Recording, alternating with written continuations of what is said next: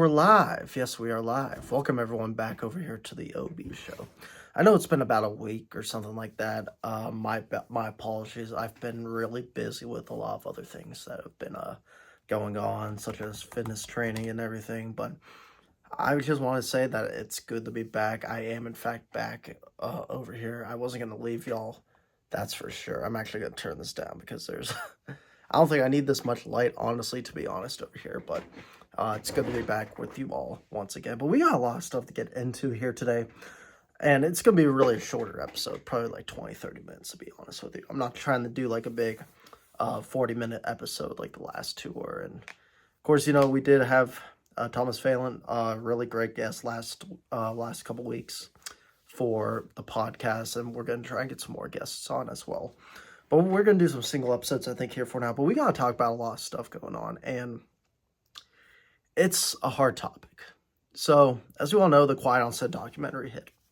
And it talked about behind the scenes of Nickelodeon, all the abuse going on with Dan Schneider, Brian, Peck, and a few others. Where they were basically abusing all the children on set of shows like All That, The Amanda Show, Drake and Josh, iCarly, every single show that you know. That he grew up with in Nickelodeon from the standpoint of the early 2000s and everything. I'm trying to play the brightness over here, actually, because I need the brightness to be a little better. But that's what it really was like that you had with all these different shows here. And these shows were classics. Everyone loved these shows. I love these shows. I grew up with some of these shows. You also had shows like Zoe 101, for example. Just a lot of these shows that were like really good for millennials and early Gen Z. The funny shows, the comedy, they got away with some decent stuff, adult humor, and this is really where it became an issue, though. Because you saw some cartoons like Ed and Eddie, Old SpongeBob, they had adult humor, per se. But it was, of course, aimed toward kids. Like, you didn't have, like, what you had on the Dan Schneider, on the Quiet on Set documentary, talking about Dan Schneider Nickelodeon. So, there's a point where all that, the first episode they had, talked about Dan Schneider. Or Dan Schneider, not the former Commander's owner, Dan Schneider. They talked about him. And they talked about this one guy being on All That, being a black kid, and they named him Captain Big Nose. There's your response right there. Already Big Nose, pretty racist at itself.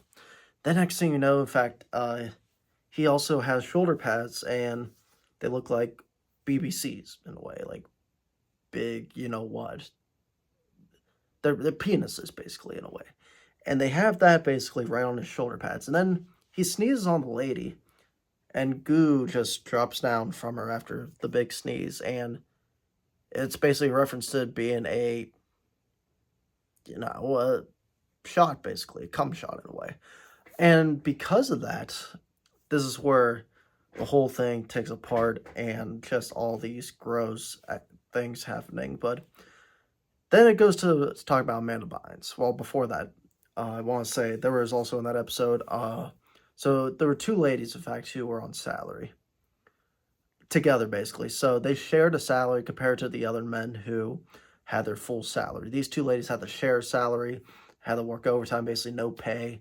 And in a way, also, this one lady, she was basically pushed out for Amanda Bynes because they said she was getting too fat, and they said that she was in fact getting too mature for her age at the time, and that's when they decided to push her out for Amanda Bynes, and then Amanda Bynes became this big thing. So Quiet on Set, as we all know, definitely has a big time impact, and there's been a lot of things that have been going on with it. So with the news, in fact, had a bunch of stuff going on. Quiet on Set alleges that a dark underbelly at Nickelodeon. This is from the Washington Post, for example. So the Washington Post reported over here that the 4-part docuseries, which premiered Sunday on Investigation Discovery and streaming on Max, interviews former writers, crew members, and child actors who describe the volatile, dysfunctional, and sometimes sexualized environment at Nickelodeon. Most successful TV shows in the mid-90s and early 2000s to mid-2000s. Quiet on Set assumes on former producer Dan Schneider, the creator behind the scenes, including iCarly, The Amanda Show, and All That. Schneider was instrumental in launching careers of teen stars such as Amanda Bynes, Ariana Grande, as we all know, and Drake Bell. who revealed in a documentary that he was the unnamed victim of a child sex abuse trial, and it was in fact by Nickelodeon dialogue coach Brian Peck. And there's a lot really to it. So before we talk about Brian Peck, another thing to know for over here with this whole docuseries is that they went by the game, talked about also the Nickelodeon game shows at the time. Basically, they're still a Fear Factor, and it was pretty messed up. So one video here, see if I can maybe find it over here on YouTube, but one video that I had was part where you saw, in fact, all these actors, they were in this basically like Daredevil or Fear Factor type of set, and the black guy and the one black dude actor, one of them was basically, he was being licked by dogs in a way. And when I talked about it, I'm going to see if I can find, but it was licked peanut butter basically is what happened right there. Seeing if I can in fact find it, but see if I can see one of the videos over here. They have a whole top 10 list, but basically what happened is that he was licked by a bunch of dogs. He was drenched in peanut butter, and there's this literally scene of him saying, "I don't like this. Like, I don't like this at all." And basically, it's kind of weird when you think about it. Like, you're putting someone in peanut butter when you know for a fact that they don't like, that they're saying, "Stop, I don't like this." But yet they have to keep a smile, or else they're going to be the ones, getting in trouble in this situation. It's just really bizarre what happened. And then during that show, the game show, they were also putting scorpions in their mouth and everything. It was just a disgusting thing that they had going on. And it's like, and like bathing in worms, like, bro, what is this stuff? But it goes on, then the show, basically everything else, the horrors that happened. And really, episode 2 is kind of when it starts getting a little messed up in a way, because you got the whole Amanda Bynes situation. For those who don't know, Amanda Bynes, she was in All That, very good comedian, host of the Amanda Show. But there's something weird about it. So Amanda Bynes, as you all know, and there's more information going on here with Amanda Bynes. What you don't know besides this is that when she was a character, she used to play as this one nerdy character who was like a fangirl of Amanda Bynes. Think about it as like a stalker fan in a way. She played this one stalker fan that was like obsessed with herself. The name was Penelope Taint. Now, if you hear that last name, Penelope Taint, in between your private area and the anus, basically, that's Penelope Taint right there. And they named it out of the elephant. And apparently Dan Schneider told one of the females on set, "Hey, don't tell the kids what this means over here, all right? They cannot know what this means." And one of the, I think, directors or one of the people on set even asked him, it's like, "Hey, is this supposed to be a dirty joke?" He's like, "No, why would you think that?" It's like, you tainted something. You tainted someone's reputation, basically. But we all know what it really was. It was a dirty joke. And this gets messed up, too, because there's apparently then tweets years now with Amanda Bynes in a different account where she's basically saying that Dan Schneider, in a way, impregnated her when she was 13 years old, which is fucked up. I mean, that's fucking messed up, dude. And, like, basically forced her to get an abortion, all that stuff. And that's why Amanda Bynes, you see her nowadays, is basically so messed up and everything by the way she looks and all that. Just, was arrested for smoking marijuana and everything. She just looks super messed up compared to what she looked like before, during the days of Nickelodeon and during the days too. And there's another thing as well during this. Amanda Bynes was part of a TV show on the WB. It was called, trying to look up the name actually over here, but it was a fact called, What I Like About You. That was it. It's called What I Like About You, and Dan Schneider was actually in that, because he wanted to break away from Kid Stevie and follow where Amanda was going, because he's just a creep. So What I Like About You, though, also had one of the co-directors of Friends, I think it was, or something like that. And he bashed with Dan Schneider about creative control, basically, is how it was. And Schneider basically was pissed because he couldn't be by Amanda much, even though being the director, and then it just all fell apart with that. Schneider knew right away, oh, I can't get Amanda Bynes with me, so I gotta go back to Nickelodeon. And then it's during that time when the Amanda Show ends, you know, he's kind of gone for a bit. It's during that time then where we find out that Brian Peck, well, there was someone actually before Brian Peck. So before Brian Peck, there was another Nickelodeon actor, in fact, around the same time as Brian Peck's arrest, a few months earlier, where he, in fact, here it is. So Jason Handy, Jason Handy is a person, and he's a production assistant on All That, the Amanda Show in the early 2000s. Parents and kids alike thought Handy was friendly, went to church with some of the parents at the time, talked about God at the parents, but then one day he was playing video games with this 11-year-old named Brandy, who was like a character on the Amanda Show, like a side character basically, or just like a cameo character, just appeared like in the classroom. Apparently he kissed Brandy and forced his tongue down Brandy's throat, and they couldn't do anything about it because you don't want to ruin the reputation. It's also Hollywood in a way too. But the perspective when her 11-year-old daughter was mortified at the reaction to an email from Handy as well, because at first it was just nice emails, and then it was a picture of him naked, masturbating, and he just sent it to her because he wanted her to see that he was thinking of her. So again, fucked up shit over here that this person did. Brandy left the entertainment industry after the email and was one of the few victims who cooperated with the eventual investigation, where the police found him at his home, and they found Ziploc bags of CP in there as well. And I'm not gonna, and you can watch the documentary, but I'm just gonna say they found the letters that Brandy had, and then they also found more messed up stuff, and that messed up stuff was underwear, basically. We're just gonna say of a girl, and I'm not gonna say the age on here, but you know where I'm getting at. And then afterwards, it just gets worse and worse and worse. And this is a 4-part series, mind you. So there's episode 5 coming out April 7th, and I thought that it would be done. I thought it would only be 4 episodes, but I guess not. But then it goes to Brian Peck. So Brian Peck is also another one on Quiet On Set who's something else. So Brian Peck, for those who don't know, was a dialogue coach. And he was part of like what got people like Drake Bell on the set and everything, and got everyone like Amanda Bynes, all those people, was really popping off at the time. So Brian Peck has this Planet of the Apes type of theme in his party, in his room, and we find out that he was in fact friends or had a connection to John Wayne Gacy.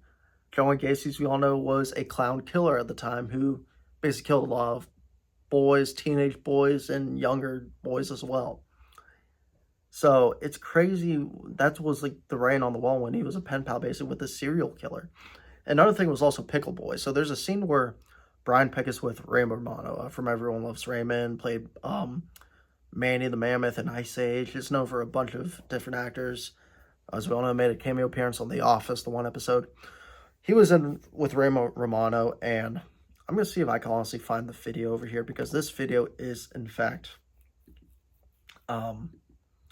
pretty messed up. And it was Brian Peck playing a guy by the name of Pickle Boy. All right, let me see. Let me see if I can see. Is this it over here? So, basically, this is it over here. I think this is part of the video. So they're saying he hates pickles. I'm playing the scene over here right now. Maybe I get on my QuickTime player and maybe play that scene over here, but like maybe if I do like a screen record or something like that. I don't know if the volume will be there, but like maybe it can. I'm not sure honestly, but we'll see what can happen over here. Maybe I could get like the volume working or something, but I'm gonna just put it up over here for us all to see. So I'm gonna play it. This man, Brian Peck, worked at Nickelodeon.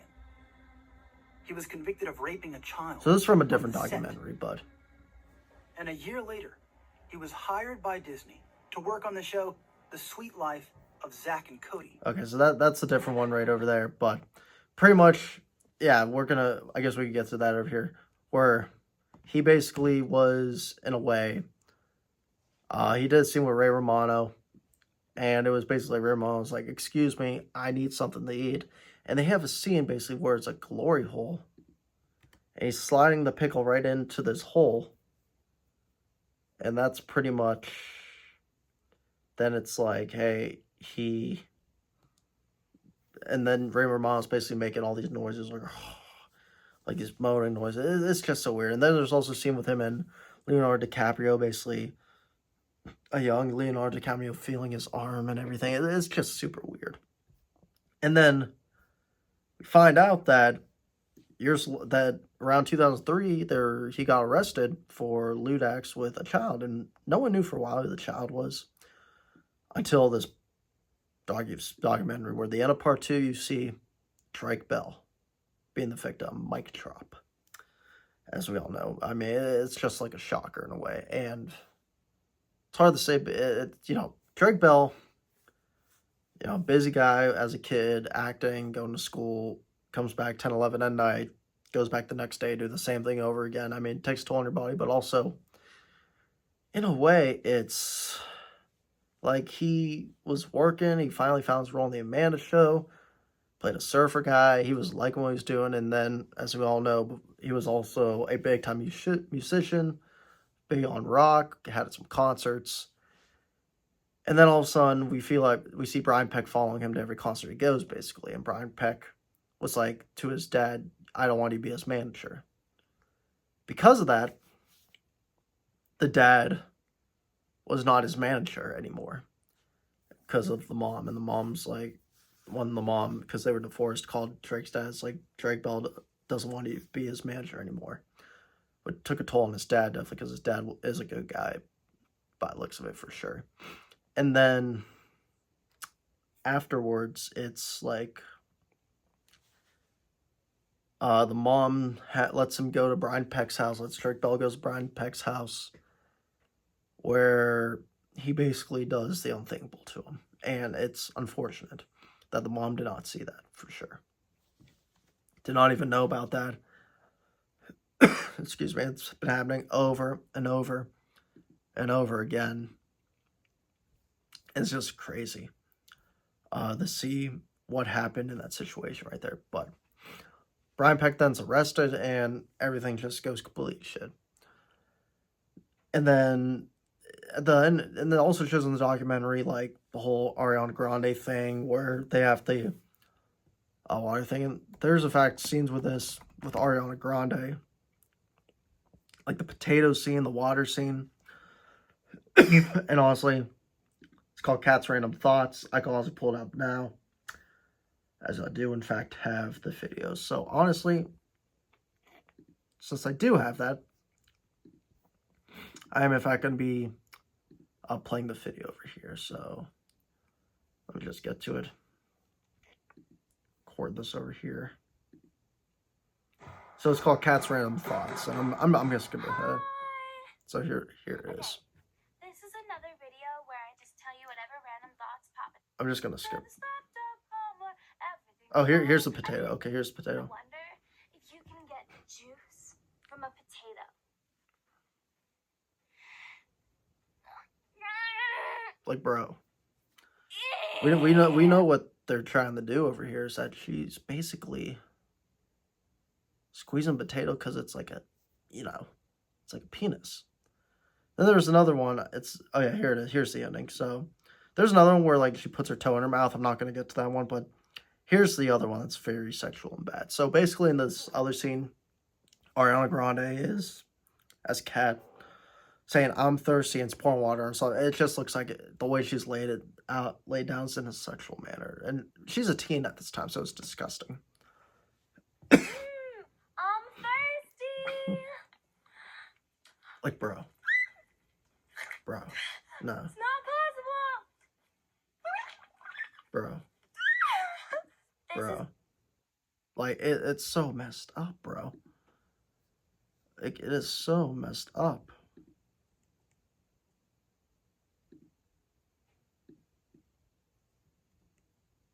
Like, it is just so messed up when you see that stuff.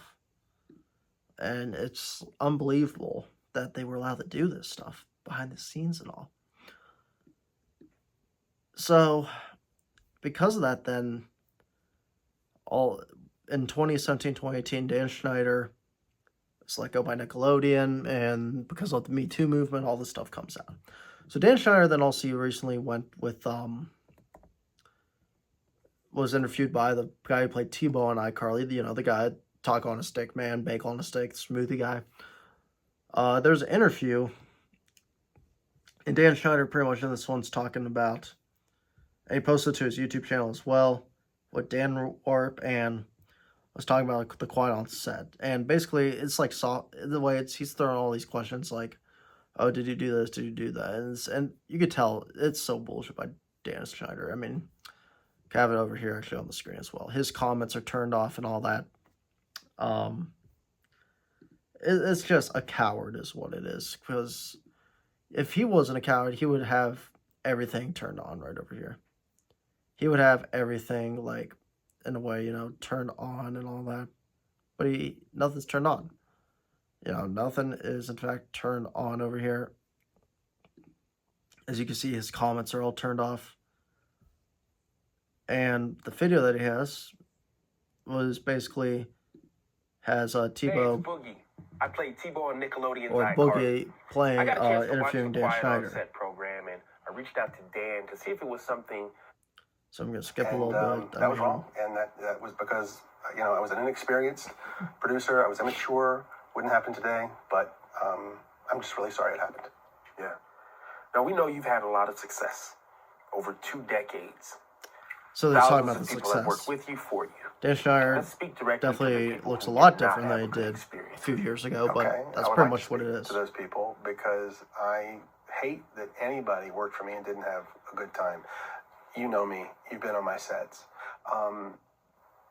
Look, I've had some employees that have worked for me for 10 years, some more than 20 years, who would work with me again, but not everybody. There's still a significant number that didn't have a great time working for me, so my batting average isn't nearly high enough in that area. And the way they wouldn't get the best of me is that I would let the pressure of doing 40 or even more episodes per year, I would let that pressure get to me, which a good boss should never. Yeah, so he's a piece of crap, pretty much is what it is. Dan Schneider's, I mean, he's pretty much a piece of crap that did all this stuff, and it really, basically, is just playing victim, not taking the blame. But that's pretty much what it is. Now, my question is, why aren't they investigating him and Brian Peck more right now? Brian Peck was able to work for Disney, Sweet Life Saga of Cody still. Wasn't fired from Disney until they realized, oh, you did this, bam, you're gone. But why aren't these guys fired yet? Or not fired. Why aren't these guys in jail? I mean, if they're able to put Jeffrey Epstein in jail, they could put him in jail, for crying out loud. But again, it's Hollywood. Hollywood is big. We know about Hollywood. You don't mess with Hollywood. I mean, look what they did with John Cena, for example. Him naked at the Oscars. His humiliation ritual, in a way. They've done that with Kevin Hart, too. With Shaq. With anyone else from Hollywood. Vin Diesel. All these guys. It's what Cat Williams said, basically.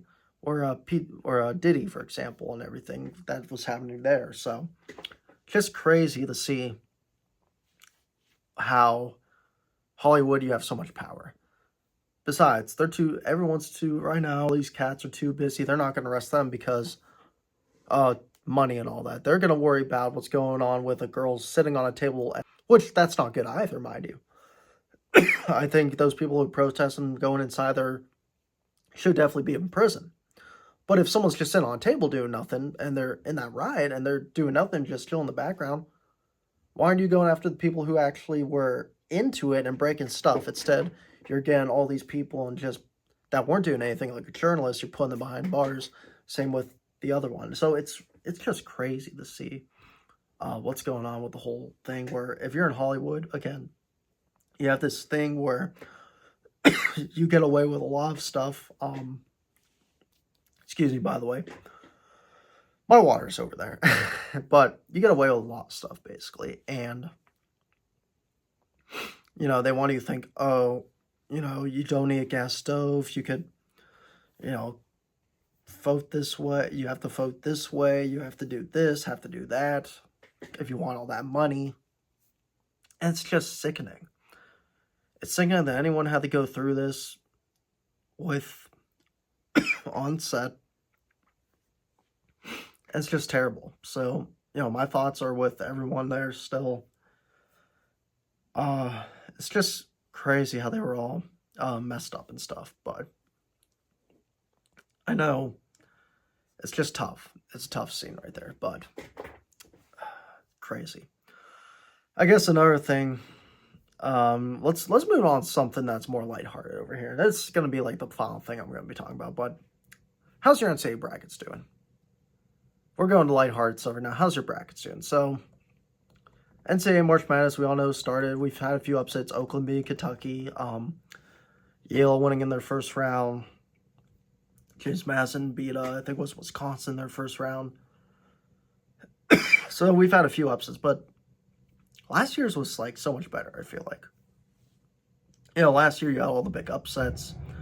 You got Clemson beating Baylor today. I mean, that's kind of a big one, but like, you don't really have much right now. And my bracket is already like busted. I mean, I was 19th, fell 38th, up to like 25th, for example. And I did my girlfriend's mom's bracket as well.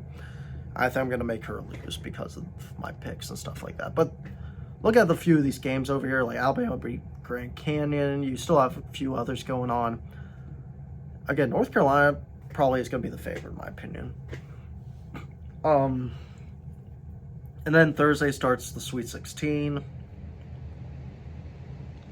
And then the next day is basically the Elite Eight. Then it goes to the Final Four afterwards. So it goes by really quick. But Elite Eight, Alabama, UNC, that's going to be a big one, I think.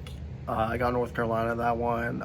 Arizona, Clemson, honestly, I'll take an upset with Clemson any day. And then Iowa State, Illinois, I got Illinois for that one.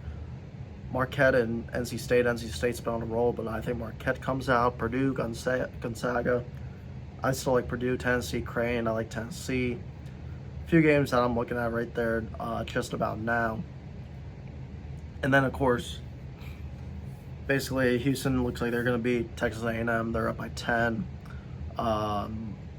UConn beat Northwestern. We'll see who they play. So, really interesting games that we're going to be seeing over here for the next couple weeks. And again, I feel this podcast will be uploaded probably Monday, Tuesday before it, hopefully.